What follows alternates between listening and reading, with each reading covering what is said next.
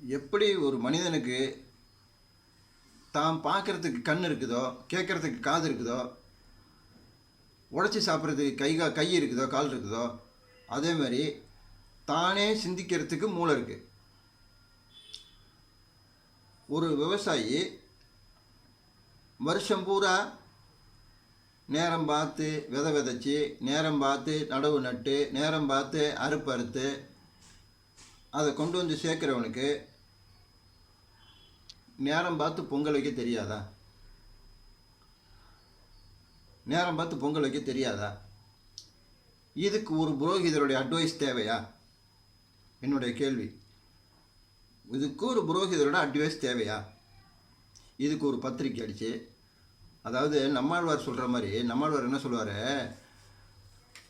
ஒருத்தன் நரம்பியல் நிபுணத்துவம் படிச்சிட்டான். நரம்பு மண்டலம் எங்கே இருக்குது?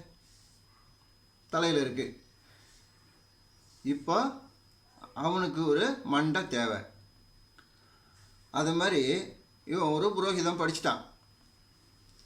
புரோகிதம் படித்ததுக்கு புரோகிதம் பண்ணுறதுக்கு ஒரு விளம்பரம் தேவை. அதுக்கு இந்த பொங்கலை யூஸ் பண்ணிக்கிறான்.